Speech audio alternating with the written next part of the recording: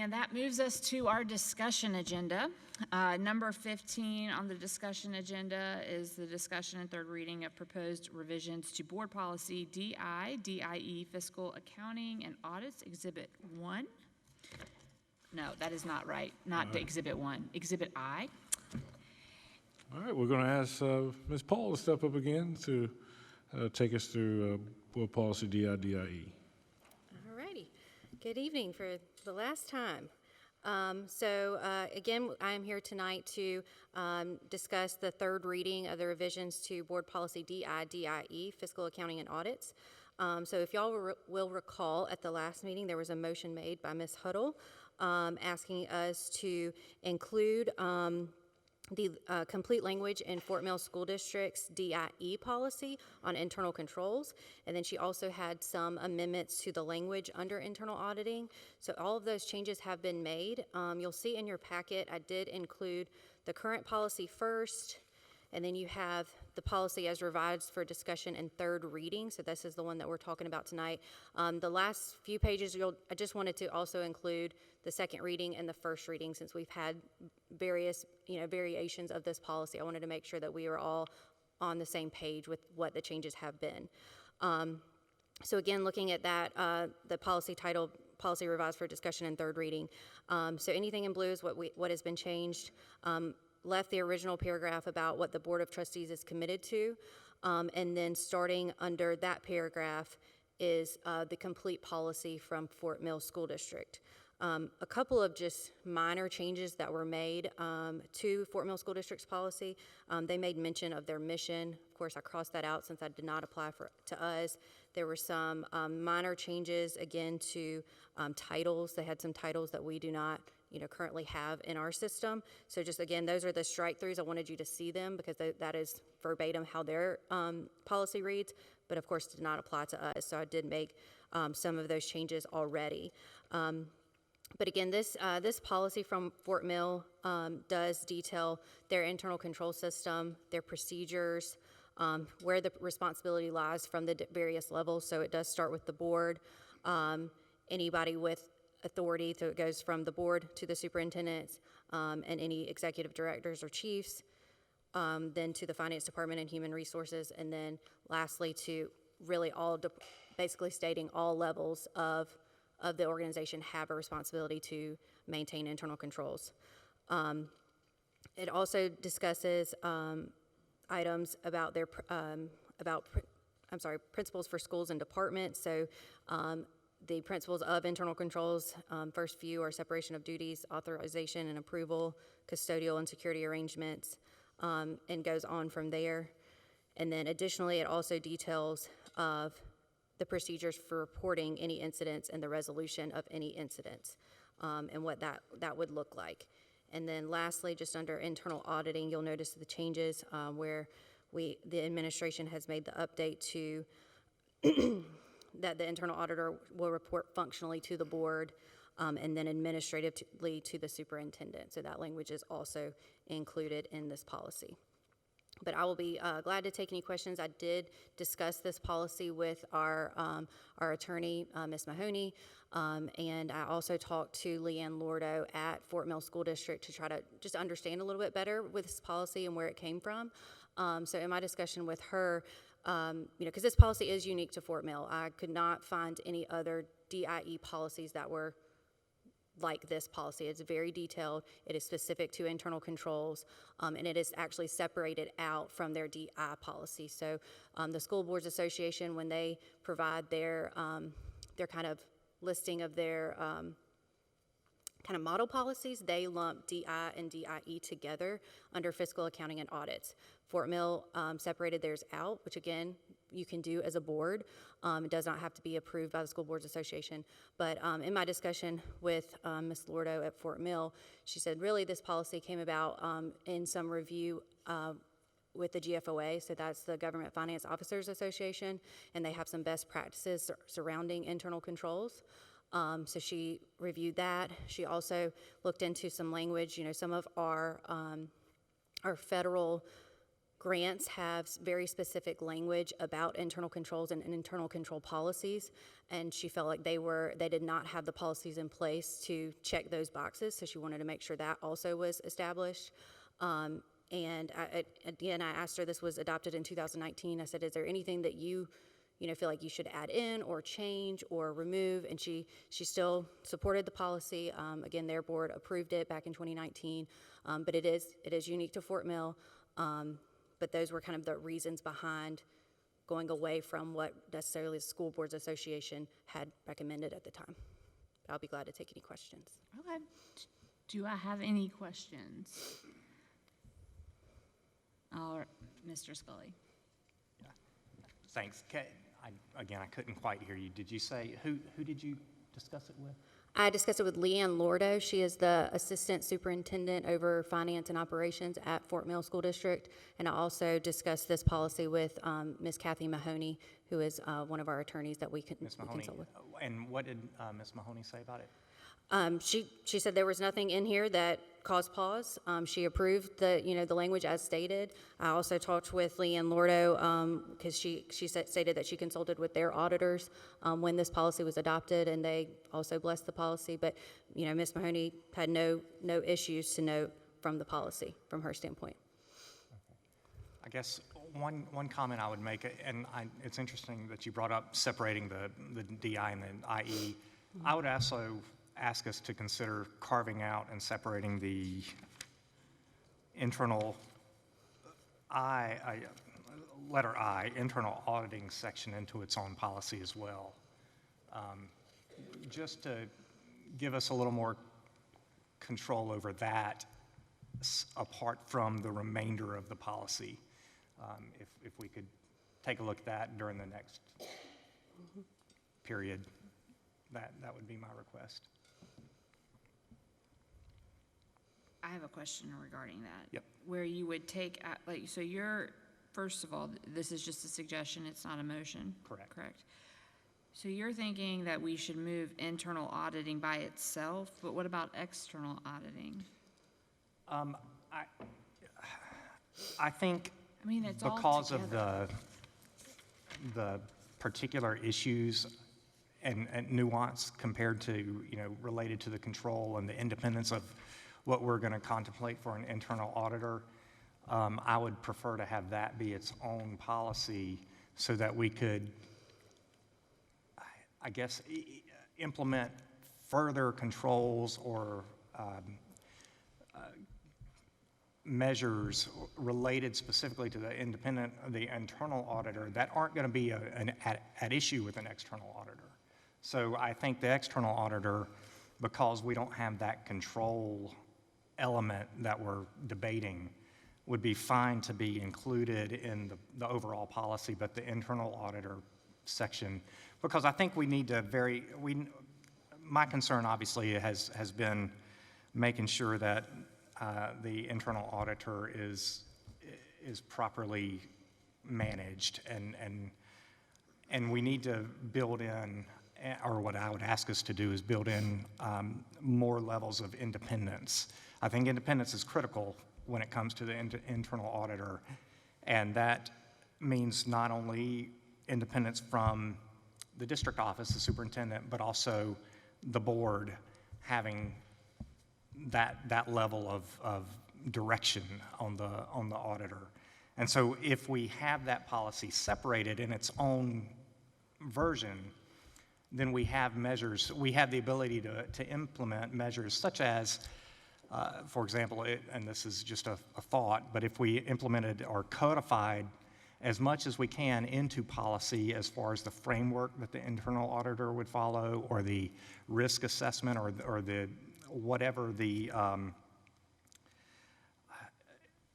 non-standardized audit activities would be. Like, for example, we know they're always going to look into cash and cash transactions, P cards, and things like that.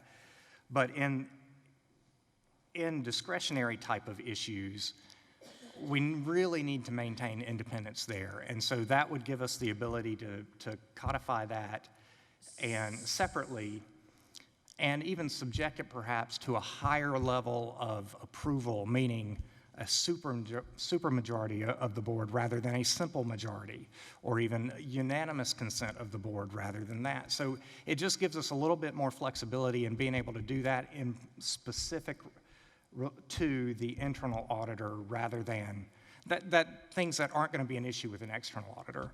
So that's my thought. So, Mr. Scully, do you have a motion?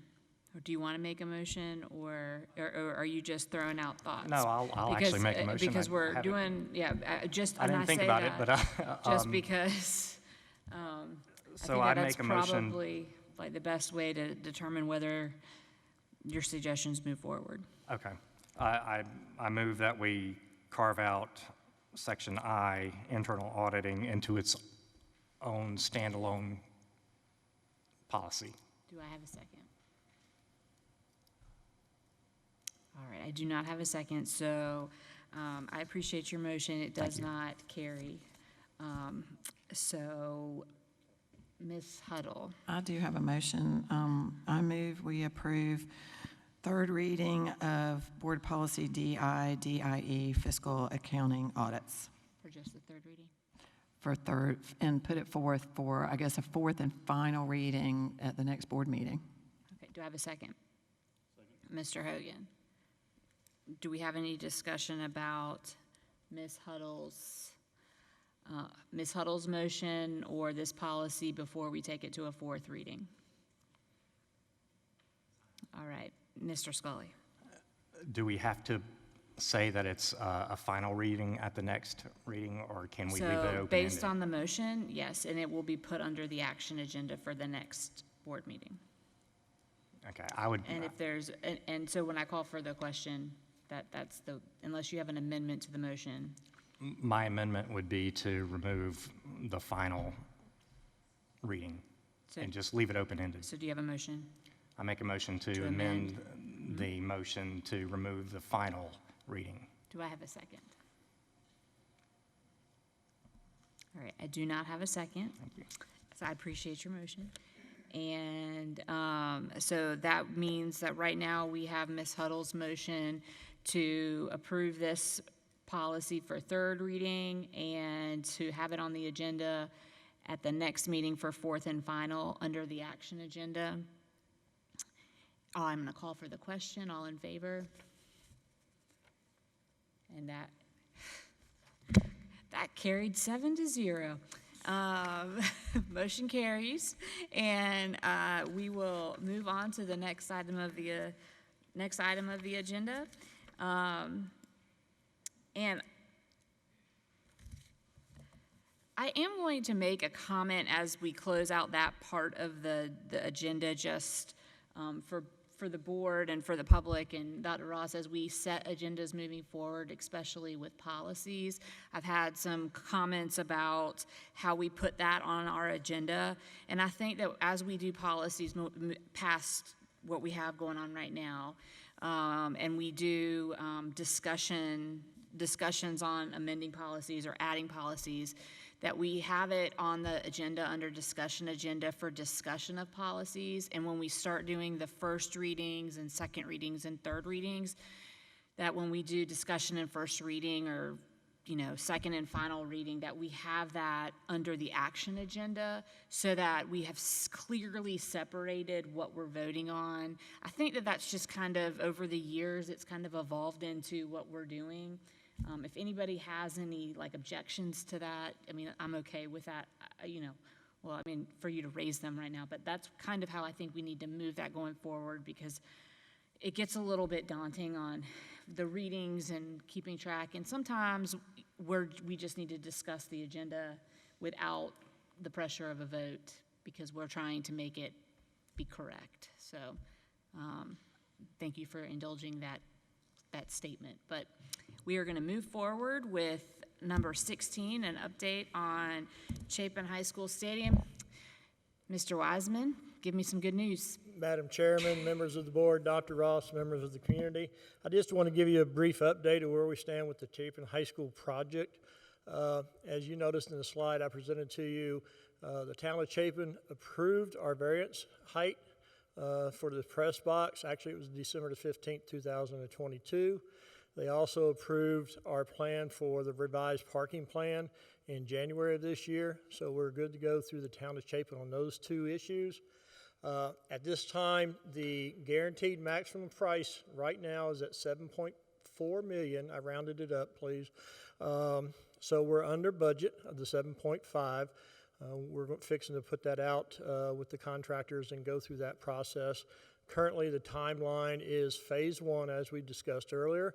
We can start doing the visitor seating in May, into May after all the sports seasons are over. Complete that process through the summer in addition to the turf installation, and then begin the press box in November after the football season. So pending any questions? I have several questions. Does anybody else have any questions?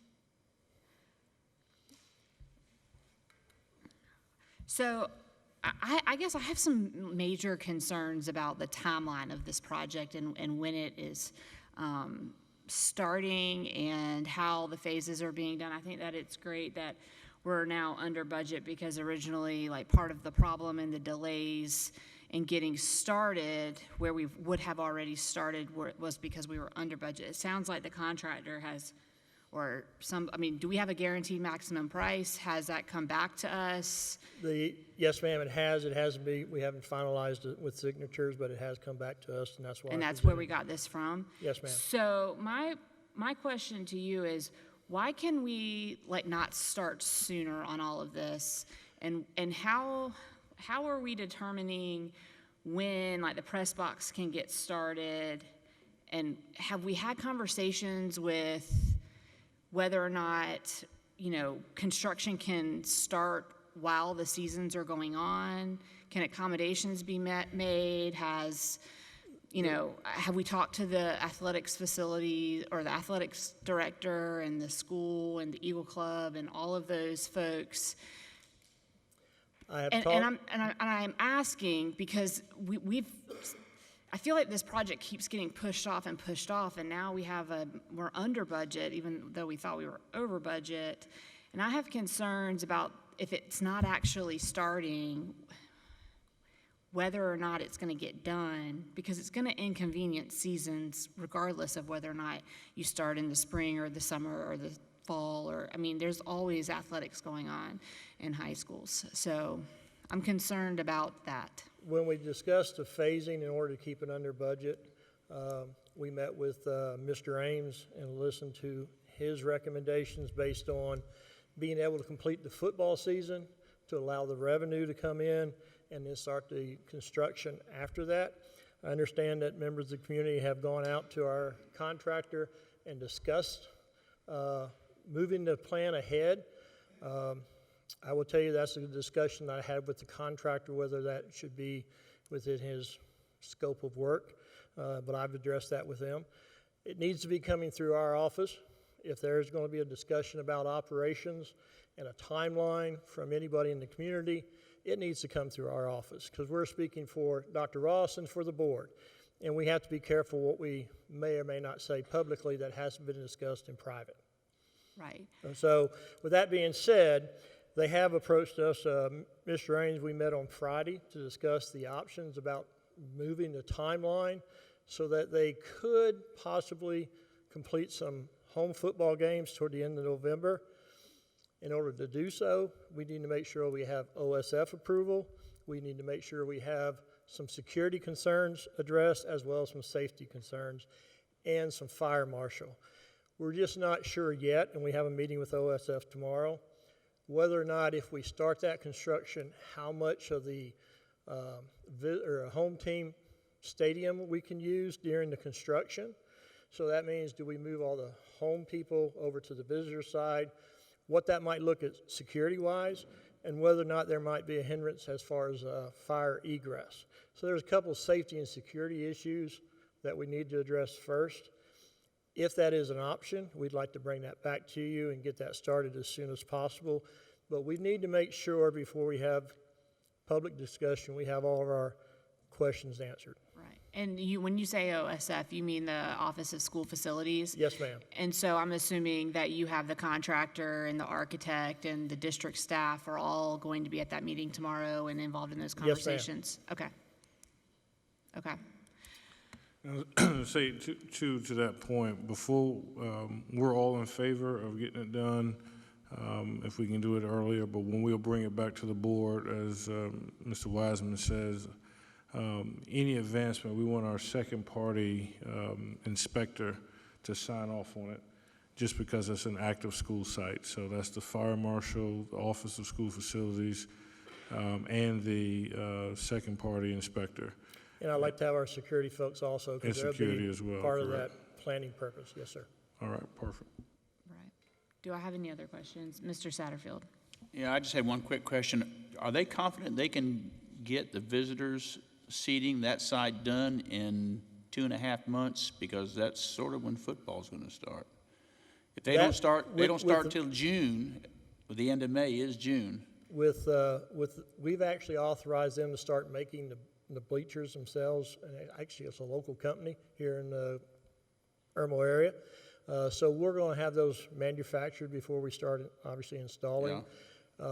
That's probably the best guarantee that I have in getting something done during that timeline. I'm comfortable saying that, yes, we will have that done.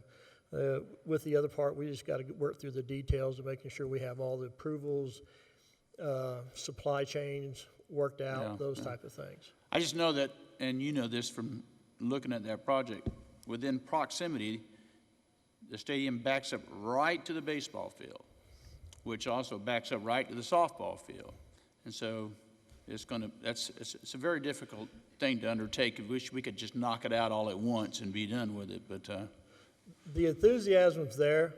We just got to make sure we go through the safety procedures, we have the right approvals. I think all of us want to get it done tomorrow if we could, but if we don't want to take any shortcuts when it comes to the safety aspect of this. So we're just making sure we verify all the parties are in agreement with that. It could start tomorrow if it was up to me. I'm fine with that, but you know, part of my responsibility is to make sure we've made the right decision based on the safety and security issues. Absolutely. Absolutely. I think we would all agree that the safety aspect is definitely a priority. I also think that it's very important that we are paying attention to the time frame, because we're just getting farther and farther away from when we originally approved this project and the Irmo High School project. And I know that we have an update coming with that.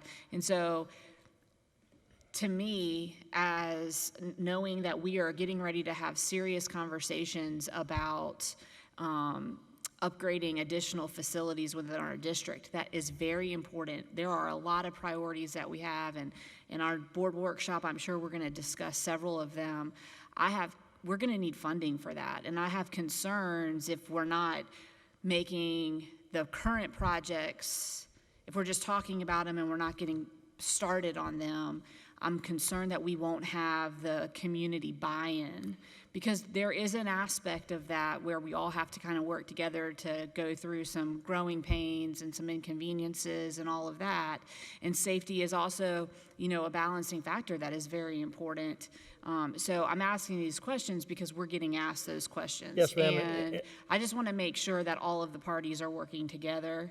And so what I heard you say was that Mr. Ames and the athletics director, they don't believe that they could accommodate an earlier construction schedule, as or of is it Fri- just the safety aspect? As of Friday, they came back to me, Mr. Ames did, and the contractor, and said they think they can go with an earlier schedule. I'm all for that, but the caveat is I've got to do my due diligence to make sure that we're able to do so. So I would like to think that when we come back to the next board meeting, I give you that recommendation, you give me approval, and then I can go back out to the community with some solid timelines, give them the information. I'd love to show them the drawings. I think that's going to be an impressive facility, but I'm really hesitant about making any type of handshakes and nods unless I know I've got my due diligence done. And I can appreciate that. I also appreciate all of the time that I know that the community has taken, in the board. when we first got this approved in your office, in the Eagle Club, and the administration, I'm sure you're bothering them.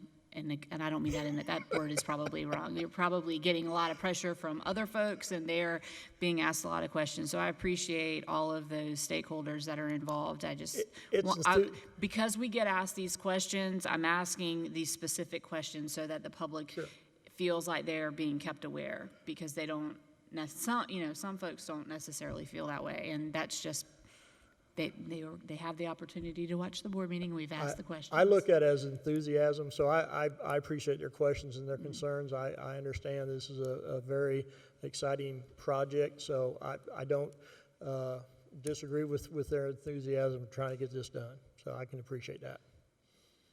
Anything else?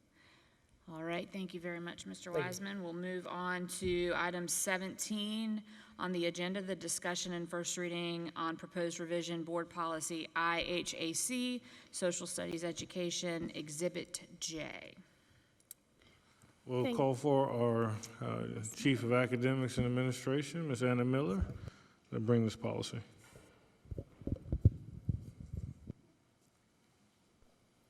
All right, thank you, Madam Chair, board members, Dr. Ross. Thank you so much for hearing us tonight for the first reading of Board Policy IHAC, Social Studies Education. We just have one slight addition to this policy that was recommended in the 2021 South Carolina School Boards Association Policy and Legislative Update Manual. This is based on the amended South Carolina Code of Laws, 1976, Section 5929-120A, which requires the specific language of the Declaration of Independence and the Emancipation Proclamation be added to existing standards for high school history. Although this was included in the 2021 SCSBA's Policy and Legislative Update Manual, I do want to assure you that the only change for District 5 is the wording within the policy. The Declaration of Independence and the Emancipation Proclamation have always been a part of our social studies standards and are covered in our 11th grade U.S. history, which is a required course for graduation and a South Carolina high school diploma. So as you can see in the policy, the only changes is to update that verbiage and include those words. Do I have a motion so that we can open it for discussion? Ms. Snipes. Oh, I'm sorry, I thought you were hitting that. You were going for the microphone, so I'm going to call on you. Okay, Mr. Hogan. Yeah, I'd make the motion that the board approves the first reading on proposed revisions to board policy IHAC, Social Studies Education, shown in Exhibit J. Do I have a second?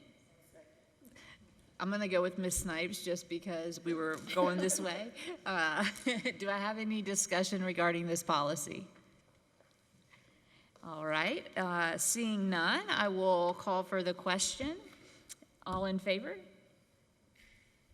That motion carries 7-0. Thank you very much, Ms. Miller. Thank you. And do I have a motion for number 18? Ms. Snipes. I move that we adjourn at 8:42 p.m. Do I have a second? Second, all in favor? Motion carries 7-0. We will see you on February 13th at 4 o'clock for our board workshop and 7 o'clock for our regular meeting. Thank you.